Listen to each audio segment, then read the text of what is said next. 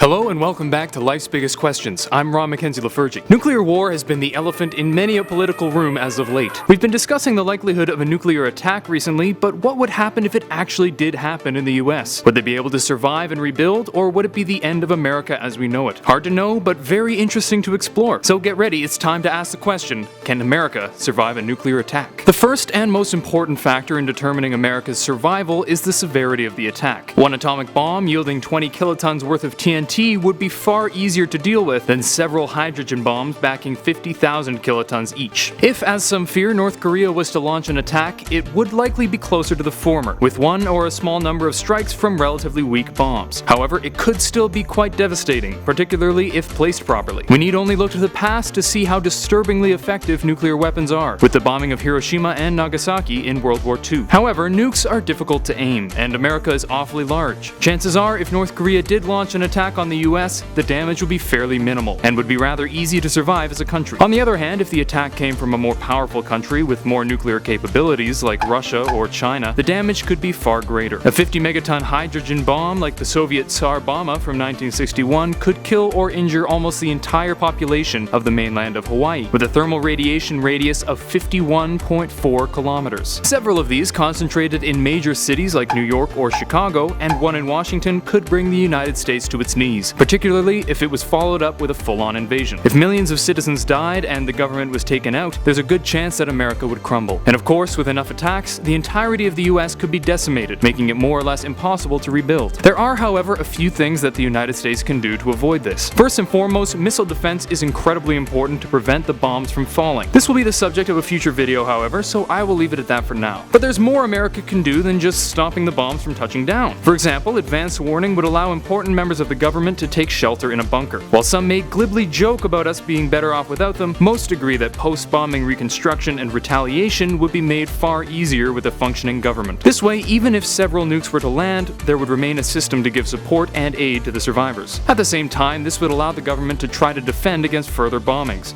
and perhaps counterattack against the aggressor. However, even if the means to rebuild were there, there's a chance that America as we know it still would not survive. American politics are currently very tense and hectic, with identity politics and extremism deteriorating relations between groups. There's a chance that a nuclear strike, regardless of the severity, could be the catalyst that causes a split in the American people. Whether it resulted in civil war, mass immigration, or the secession of certain states, the states may not remain quite so united following a nuclear attack. And now we return to our question, can America survive a nuclear attack? Well, it would depend on the number and severity of the strikes. One small nuke would be unlikely to cause any real damage to the country, but a coordinated series of strikes in important locations does have a very good chance to bring the country down. And of course, enough bombs could make the country unlivable, in which case, you'd better start stocking up on bottle caps. There are certainly preventative measures the government can take, but if relations remain as tense as they currently are, they may not have a population to lead. Thank you for watching Life's Biggest Questions. I hope this was interesting and informative, and maybe even inspired you to look into it further on your own. If you liked this video, please thumbs up and subscribe to the channel down below. And while you're down there, let me know your thoughts on the potential for nuclear strikes in the comment section. Until next time, I'm Ron Mackenzie Lafergie with Life's Biggest Questions, wishing you the best of luck on your quest for answers.